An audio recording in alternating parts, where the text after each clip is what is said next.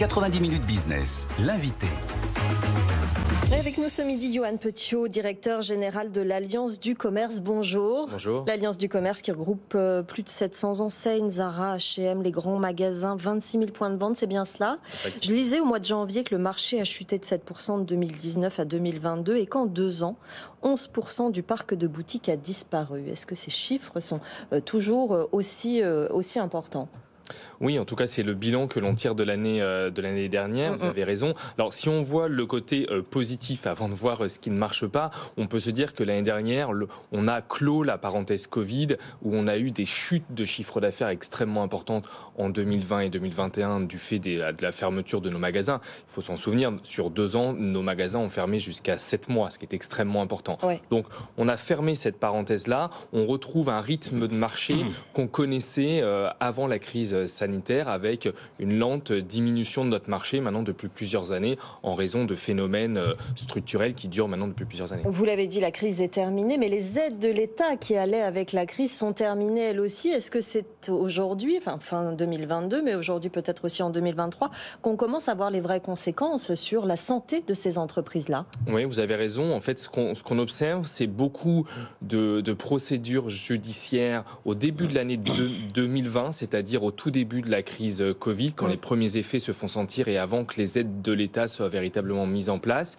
Et puis, ces aides de l'État, elles ont eu un effet un peu suspensif, en fait, des crises. Elles ont été importantes, elles ont permis à de nombreux acteurs de ne pas tomber durant cette crise sanitaire, mais elles sont finies. On est de nouveau dans un contexte économique extrêmement compliqué, dans un contexte de marché qui reste difficile. Et là, les conséquences se font sentir et elles sont violentes. Aujourd'hui, on a parlé de plusieurs enseignes ces derniers jours. C'est plus de 3500 emplois qui sont en péril juste avec ces quelques enseignes.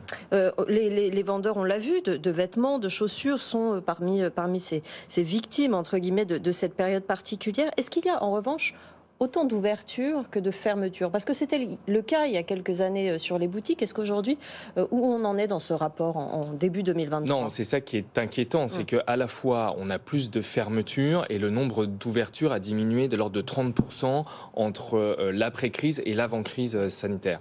Donc on voit bien qu'on va vers une réduction du parc de magasins. Vous avez cité le pourcentage de 11% de baisse de magasins entre 2022 et 2019. C'est un phénomène qui s'accentue, qui existait déjà avant et qui touche principalement les villes moyennes.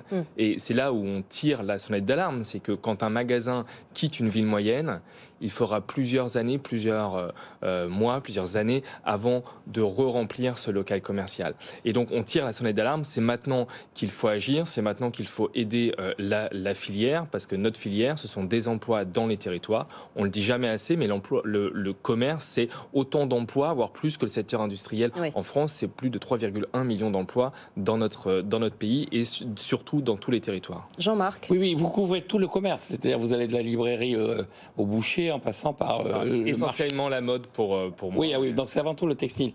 Mais moi j'appartiens à une génération qui il y a 50 ans a vu le vote de la loi de Jean Royer pour essayer de préserver le commerce, pour éviter effectivement la désertification des centres-villes du fait de l'introduction des grandes surfaces. 50 ans après, on a l'impression qu'on en est toujours au même problème. Est-ce qu'il n'y a pas quelque chose de structurel dans cette évolution? Est-ce qu'il n'y a pas quelque chose est-ce que c'est pas lutter contre des moulins à vent que de... Ce sont en tout cas de nouvelles transformations. Vous avez parlé de l'apparition il y a 50 ans des grandes surfaces, des grands centres commerciaux, des grandes zones périphériques. Depuis, on a eu d'autres transformations et notamment la transformation du digital qui est extrêmement forte. Dans notre secteur, dans l'équipement de la personne, c'est environ 20% de parts de marché aujourd'hui qui sont réalisées en ligne.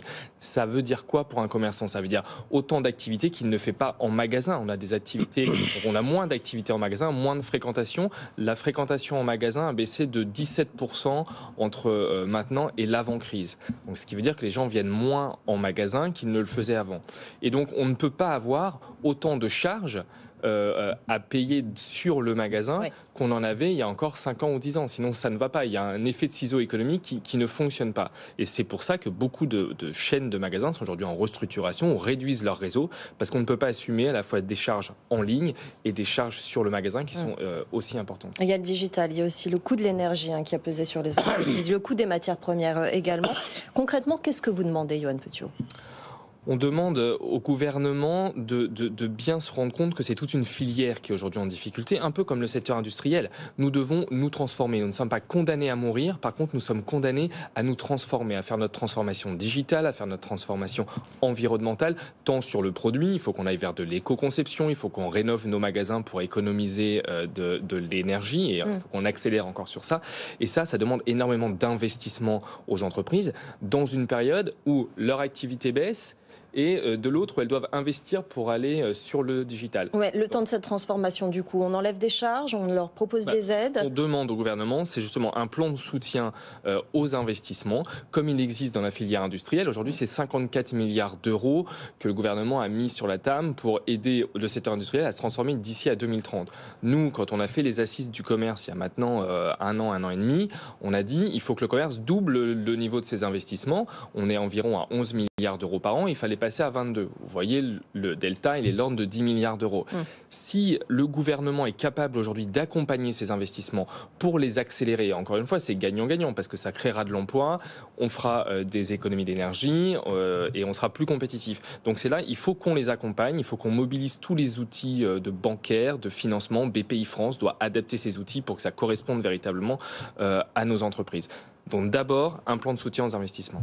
Merci beaucoup, Yoann Petiot. L'appel est lancé. On en reparlera dans les mois qui viennent. Yoann Petiot, directeur général de l'Alliance du commerce. Merci d'être venu nous voir dans 90 minutes business.